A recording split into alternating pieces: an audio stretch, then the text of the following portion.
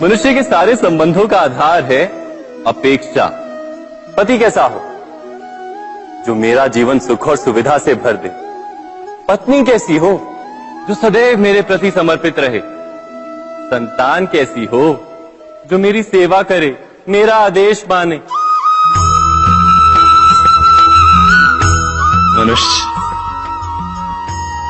मनुष्य उसी को प्रेम भी कर पाता है जो उसकी अपेक्षा पूर्ण करता है। और अपेक्षा की तो नियति है भंग होना। कैसे? क्योंकि अपेक्षा मनुष्य के मस्तिष्क में जन्म लेती है। कोई अन्य व्यक्ति उसकी अपेक्षाओं के बारे में जान ही नहीं पाता। पूर्ण करने की प्रामाणिक इच्छा हो तब भी कोई मनुष्य किसी की अपेक्षाओं को पूर्ण नहीं कर पाता। और वहां से जन्म लेता है संघर्ष। सारे संबंध संघर्ष में परिवर्तित हो जाते। पर मनुष्य अपेक्षा को संबंध का आधार ना बनाए और स्वीकार करे केवल संबंध का आधार, तो क्या ये जीवन स्वयमेव सुख और शांति से नहीं भर जाएगा? स्वयं विचार कीजिएगा।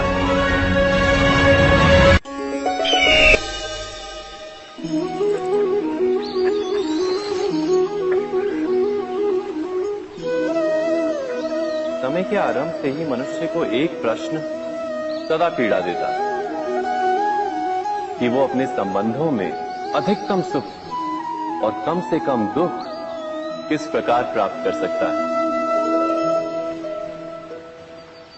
क्या आपके सारे संबंधों ने आपको संपूर्ण संतोष दिया है? विचार कीजिए। हमारा जीवन संबंधों पर आधारित है। हमारी सुरक्षा संबंधों पर आधारित है। इसी कारण हमारे जीवन के सारे सुखों का आधार भी संबंध है। किंतु फिर भी हमें संबंधों में ही अधिकतर दुख क्यों प्राप्त होते हैं? सदा ही संघर्ष भी संबंधों से ही उत्पन्न क्यों हो जाते हैं?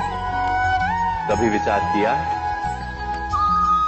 जब कोई व्यक्ति किसी अन्य व्यक्ति के विचार अथवा कार्य को स्वीकार नहीं करता, उसमें परिवर्तन करने का प्रयत्न करता है, तो संघर्ष जन्म लेता है। अर्थात जितना अधिक अस्वीकार उतना ही अधिक संघर्ष, और जितना अधिक स्वीकार उतना ही अधिक सुख। क्या ये वास्तविकता नहीं? यदि मनुष्य स्वयं अपनी अपेक्षाओं पर अंकुश रखे, अपने विचारों को परखे, किसी अन्य व्यक्ति में परिवर्तन करने का प्रयत्न ना कर स्वयं अपने भीतर परिवर्तन करने का प्रयास करे, तो क्या संबंधों में संतोष प्राप्त करना इतना कठिन? अर्थात क्या स्वीकार ही संबंध का वास्तविक अर्थ नहीं? स्वयं विचार कीजिए।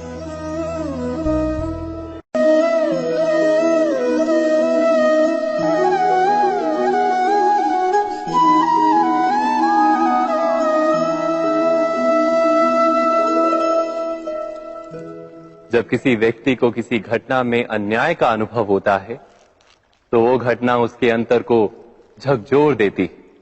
समस्त जगत उसे अपना शत्रु प्रतीत होता है। अन्याय लगने वाली घटना जितनी बड़ी होती है, मनुष्य का हृदय भी उतना ही अधिक विरोध करता है। उस घटना के उत्तर में वो न्याय मांगता है, और ये योग्य भी है। वास्तव में समाज में किसी भी प्रकार का अन्याय व्यक्ति की आस्था और विश्वास का नाश है। किंतु ये न्याय क्या है? न्याय का अर्थ क्या है? अन्याय करने वाले को अपने कार्य पर पश्चाताप हो और अन्याय भुगतने वाले के मन में फिर से विश्वास जगे समाज के प्रति। इतना ही अर्थ है ना न्याय का। किंतु जिसके हृदय में धर्म नहीं होता, वो न्याय को छोड़कर बैर और प्रतिशोध को अपनाता है। हिंसा के बदले प्रतिहिंसा की भावना लेकर चलता है। स्वयं भोगी हुई पीड़ा से कहीं अधिक पीड़ा देने का प्रयत्न करता है और इस मार्ग पर चलते अन्याय को भुगतने वाला स्वयं अन्याय करने लगता है। शीघ्र ही वो अपराधी बन जाता है, अर्थात न्याय और प्रतिशोध के बीच बहुत कम अंतर होता है और इसी अंतर का नाम है धर्म। क्या ये सत्य नहीं? स्वयं विचार कीजिए। दो व्यक्ति जब निकट आते हैं तो एक दूसरे के लिए सीमाएं और मर्यादाएं निर्मित करने का प्रयत्न अवश्य करते हैं। हम यदि सारे संबंधों पर विचार करें तो देखेंगे कि इन सारे संबंधों का आधार यही सीमाएं हैं जो हम दूसरों के लिए निर्मित करते हैं और यदि अनजाने में भी कोई अन्य व्यक्ति इन सीमाओं को तोड़ता है तो उसी क्षण हमारा हृदय क्रोध से भर जाता है। इन सीमाओं का वास्तविक रूप क्या है? क्या हमने कभी विचार किया? सीमाओं के द्वारा हम दूसरे व्यक्ति को निर्णय करने की अनुमति नहीं देते, अपना निर्णय उस व्यक्ति पर थोपते हैं, अर्थात किसी की स्वतंत्रता का अस्वीकार करते हैं। और जब स्वतंत्रता का अस्वीकार किया जाता है तो उसका हृदय दुख से भर जाता है और जब वो सीमाओं को तोड़ता है तो हमारा हृदय क्रोध से भर जाता है। क्या ऐसा नहीं होता?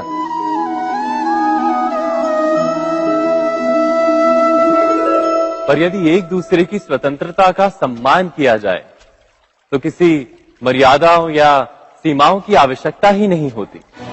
अर्थात जिस प्रकार स्वीकार किसी संबंध का देह है, क्या वैसे ही स्वतंत्रता किसी संबंध की आत्मा नहीं?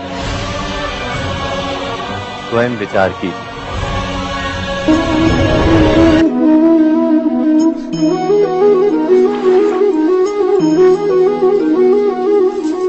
पिता सदा ही अपने संतान के सुख की कामना करते हैं, उनके भविष्य की चिंता करते रहते हैं।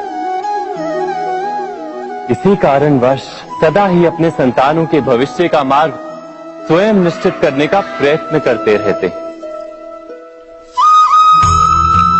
जिस मार्ग पर पिता स्वयं चला है, जिस मार्ग के कंकर पत्थर को स्वयं देखा है, मार्ग की छाया, मार्ग की धूप को स्वयं जाना है, उसी मार्ग पर उसका पुत्र भी चले, यही इच्छा रहती है हर पिता की। निसंदेह उत्तम भावना है ये, किंतु 3 प्रश्नों के ऊपर विचार करना हम भूल ही जाते हैं। कौन से प्रश्न? प्रथम प्रश्न, क्या समय के साथ प्रत्येक मार्ग बदल नहीं जाते? क्या समय सदा ही नई चुनौतियों को लेकर नहीं आता? तो फिर बीते हुए समय के अनुभव नई पीढ़ी को किस प्रकार लाभ दे सकते हैं? दूसरा प्रश्न, क्या प्रत्येक संतान अपने माता पिता की छवि होता है? हाँ, संतानों को संस्कार तो अवश्य माता पिता देते हैं, किंतु भीतर की क्षमता तो ईश्वर देते हैं। तो जिस मार्ग पर पिता को सफलता मिली है, विश्वास है कि उसी मार्ग पर उसकी संतानों को भी सफलता और सुख प्राप्त होगा। तीसरा प्रश्न, क्या जीवन के संघर्ष और चुनौतियां लाभकारी नहीं होती? क्या प्रत्येक नया प्रश्न एक नए उत्तर का द्वार नहीं खोलता? तो फिर संतानों को नए नए प्रश्नों, संघर्षों और चुनौतियों से दूर रखना, ये उनके लिए लाभ करना कहलाएगा या हानि पहुंचाना? अर्थात जिस प्रकार संतान के भविष्य का निर्माण करने के बदले उसके चरित्र का निर्माण करना श्रेष्ठ है, वैसे संतानों के जीवन का मार्ग निश्चित करने के बदले उन्हें नए संघर्षों के साथ जूझने के लिए मनोबल व ज्ञान देना अधिक लाभदायक नहीं होगा? स्वयं विचार कीजिए। सबके जीवन में ऐसा प्रसंग अवश्य आता है कि सत्य कहने का निश्चय होता है हृदय में, किंतु मुख से सत्य निकल नहीं पाता। कोई भय मन को घेर लेता है। किसी घटना अथवा प्रसंग के बारे में बात करना या फिर स्वयं से कोई भूल हो जाए उसके बारे में कुछ बोलना, क्या ये सत्य है? नहीं, ये तो केवल तथ्य है। अर्थात जैसा हुआ था वैसा केवल बोल देना सामान्य सी बात है। किंतु कभी कभी उस तथ्य को बोलते हुए भी भय लगता है। कदाचित किसी दूसरे की भावनाओं का विचार आता है मन, दूसरे को दुख होगा ये भय भी शब्दों को रोकता है। तो ये सत्य क्या है? क्या हमने कभी विचार किया है? जब भय रहते हुए भी कोई तथ्य बोलता है तो वो सत्य कहलाता है। वास्तव में सत्य कुछ और नहीं, केवल निर्भयता का दूसरा नाम है। और निर्भय होने का कोई समय नहीं होता, क्योंकि निर्भयता आत्मा का स्वभाव है। अर्थात क्या प्रत्येक क्षण सत्य बोलने का क्षण नहीं होता?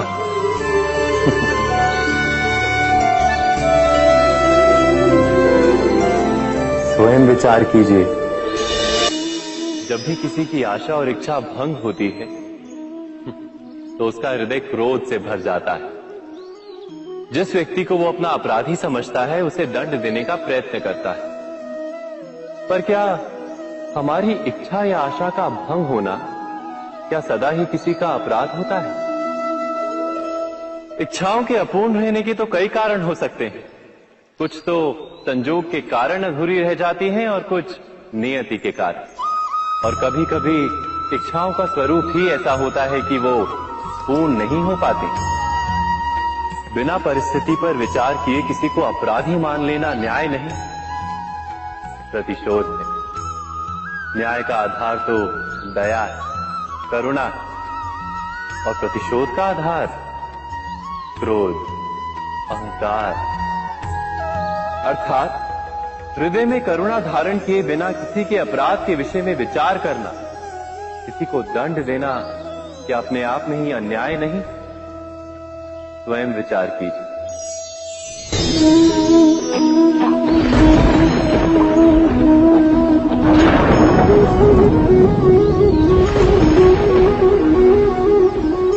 सपनों और पूर्वाभासों के आधार पर हम भविष्य के सुख दुख की कल्पना करते हैं।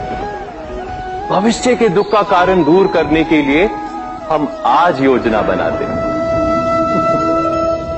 किंतु कल के संकट को आज निर्मूल करने से हमें लाभ मिलता है या हानि पहुंचती है? ये प्रश्न हम कभी नहीं करते।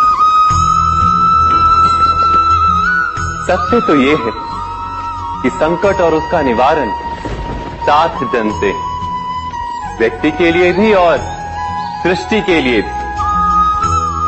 नहीं, आप अपने भूतकाल का स्मरण कीजिए, इतिहास को देखिए। आप तुरंत ही ये जान पाएंगे कि जब जब संकट आता है तब तब उसका निवारण करने वाली शक्ति भी जन्म लेती है। यही तो जगत का चलन है। वस्तुतः संकट ही शक्ति के जन्म का कारण है। प्रत्येक व्यक्ति जब संकट से निकलता है तो एक पद आगे बढ़ा होता है, अधिक चमकता है, आत्मविश्वास से अधिक भरा होता है, न केवल अपने लिए अपितु विश्व के लिए भी। क्या ये सत्य नहीं? वास्तव में संकट का जन्म है एक अवसर का जन्म, अपने आप को बदलने का, अपने विचारों को ऊंचाई पर करने का अवसर, अपनी आत्मा को बलवान और ज्ञान मंडित बनाने का अवसर।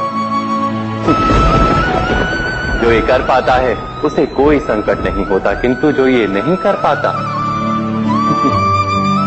वो तो स्वयं एक संकट है विश्व के लिए। विचार कीजिए।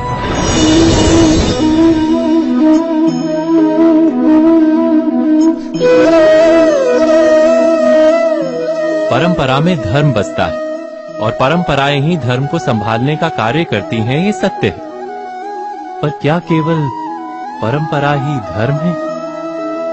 विचार कीजिए। सत्य तो यह है कि जिस प्रकार पाषाण में शिल्प होता है, उसी प्रकार परंपरा में धर्म होता है। इस पत्थर में शिल्प है, ये पत्थर शिल्प नहीं। शिल्प को उजागर करने के लिए उसे तोड़ना पड़ता है, अनावश्यक भागों को दूर करना पड़ता है। ठीक उसी प्रकार परंपराओं में धर्म ढूंढना पड़ता है। जिस प्रकार इंद्र पूजा की परंपरा को तोड़कर गोवर्धन पूजा का धर्म ना ढूंढा जाता, तो यादवों को उनकी मुक्ति का मार्ग नहीं मिल पाता। अर्थात परंपरा को पूर्णता छोड़ देने वाला धर्म से वंचित रह जाता है, और परंपरा का अंध अनुकरण करने वाला भी धर्म को प्राप्त नहीं कर पाता। कहते हैं हंस के पास नीर क्षीर विवेक होता है। दूध में मिले पानी को छोड़कर केवल दूध ही ग्रहण करता है। तो क्या सच्चा धर्म प्राप्त करने के लिए हृदय में ज्ञान से जन्मा विवेक आवश्यक है? और ऐसे विवेक के बिना जिसे धर्म मान भी लिया जाए, जो वास्तव में धर्म ना भी हो, ऐसा भी तो हो सकता है। स्वयं विचार कीजिएगा।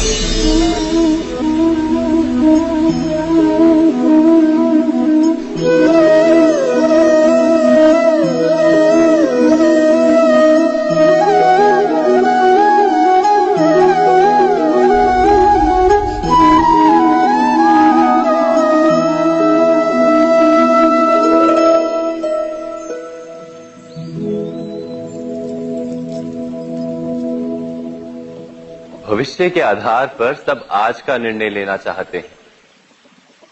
भविष्य में सुख मिले, भविष्य सुरक्षित हो, ऐसे निर्णय आज लेने का प्रयत्न रहता है सबका। आप अपने जीवन को देखिए। क्या आपके अधिकतर निर्णय के पीछे भविष्य का विचार नहीं होता? और हो भी क्यों ना। अपने जीवन को सरल और सुखमय बनाने का प्रयत्न करने का अधिकार सबका है। पर भविष्य तो कोई नहीं जानता, केवल कल्पना ही की जा सकती है। तो जीवन के सारे महत्वपूर्ण निर्णय कल्पनाओं के आधार पर ही करते हैं हम। क्या निर्णय करने का कोई तीसरा मार्ग हो सकता है? विचार कीजिए। सारे सुखों का आधार धर्म है, और वो धर्म मनुष्य के हृदय में बसता है। तो प्रत्येक निर्णय से पूर्व स्वयं अपने हृदय से ये प्रश्न अवश्य पूछ लेना कि ये निर्णय स्वार्थ से जन्मा है या धर्म से। क्या इतना पर्याप्त नहीं? भविष्य के बदले धर्म का विचार करने से क्या भविष्य अधिक सुखपूर्ण नहीं होगा? स्वयं विचार कीजिए। व्यक्ति को जब उसके अपराध का दंड मिलता है, तब कभी कभी उस न्याय को देखकर मन कचोटता है। प्रश्न उठता है हृदय में कि जब वो अपराध हुआ था, तब व्यक्ति भिन्न था। उसके पश्चात उसने इतने पश्चाताप किए, स्वयं में इतना परिवर्तन किया, फिर उसे दंड क्यों मिले? पर जहां आघात होता है, वहां प्रत्याघात भी होता है। जैसा कर्म वैसा फल। यदि किसी को प्रेम दोगे तो सुख प्राप्त होगा, यदि किसी की हत्या करोगे तो मृत्यु दंड मिलेगा। जैसा कार्य वैसा ही न्याय। तो फिर प्रायश्चित और पश्चाताप का कोई मूल्य नहीं है? अवश्य है मूल्य। प्रायश्चित और पश्चाताप मनुष्य की आत्मा को बलवान करता है। आने वाले दंड को स्वीकार करने के लिए मनुष्य को तैयार करता है। अर्थात बिना प्रायश्चित के दंड स्वीकार करने का कोई मूल्य है? स्वयं विचार कीजिए।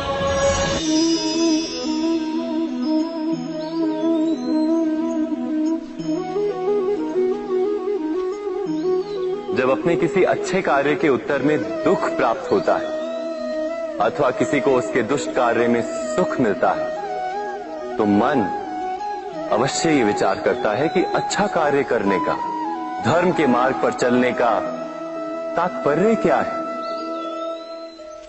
पर दुष्ट आत्मा को क्या प्राप्त होता है ये भी देखिए। दुष्टता करने वाला हृदय सदा चंचल रहता है, अकुलाता रहता है। मन में सदा नए नए संघर्ष उत्पन्न होते हैं। अविश्वास उसे जीवन भर दौड़ाता है। क्या ये सुख? जबकि धर्म पे चलने वाले, अच्छा कार्य करने वाले, सत् चरित्र व्यक्ति का हृदय शांत रहता है। परिस्थितियां उसके जीवन के सुख में बाधा नहीं बनती। समाज में सम्मान और मन में संतोष रहता है सदा। अर्थात अच्छा बर्ताव भविष्य में किसी सुख का मार्ग नहीं। अच्छा बर्ताव स्वयं सुख, अथवा बुरा बर्ताव भविष्य में किसी दुख का मार्ग नहीं। अधर्म उसी क्षण दुख उत्पन्न करता है। धर्म से सुख नहीं, धर्म स्वयं।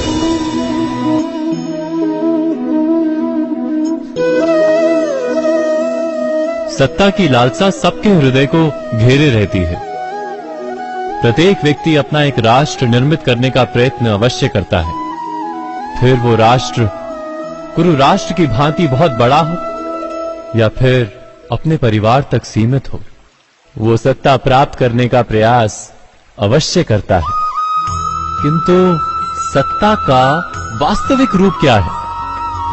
क्या हमने कभी विचार किया है?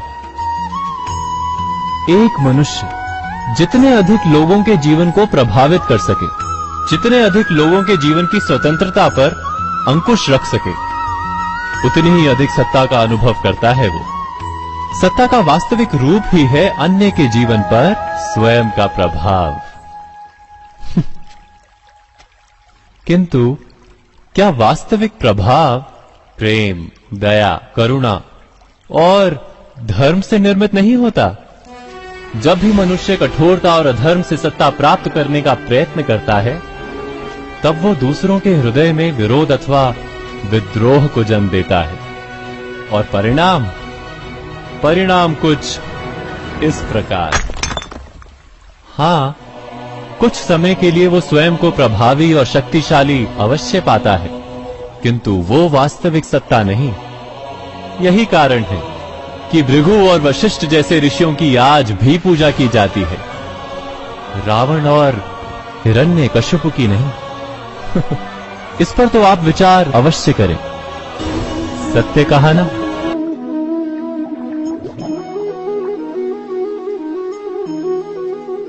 इस संसार में आने वाला प्रत्येक बालक संपूर्णतः संस्कार रहित होता है। उसके अंतर पर ना किसी अच्छे संस्कार के चिन्ह अंकित होते हैं, ना ही बुरे संस्कार के। अर्थात जन्म से बालक में ना कोई गुण होता है और ना ही कोई दोष। तो ये दोष अथवा गुण किस प्रकार प्राप्त होते हैं? क्या हमने कभी विचार किया है? जो बात माता पिता के मुख से निरंतर सुनी जाती है, वही बात उनकी संतानों के हृदय का संस्कार बनती है। जैसे किसी गांव में नदी तट तक एक पगडंडी बन जाती है केवल उस मार्ग पर बार बार चलने के कारण।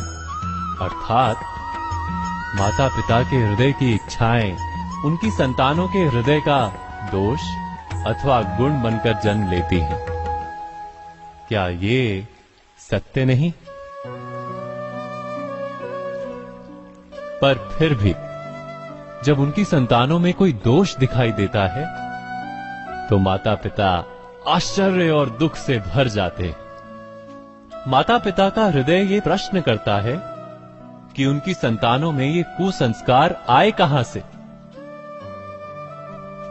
सत्य तो यही है कि माता पिता अपनी संतानों को अनजाने में ही कुसंस्कार के बीज दे देते हैं, जो उनके संतानों की हृदय भूमि पर कुसंस्कार का वृक्ष बनकर उगता है। अर्थात अपनी संतानों को सुसंस्कारी और धर्ममय बनाने की आशा रखने वाले प्रत्येक माता पिता को प्रथम अपने हृदय की इच्छाओं पर अंकुश रखना क्या अनिवार्य नहीं?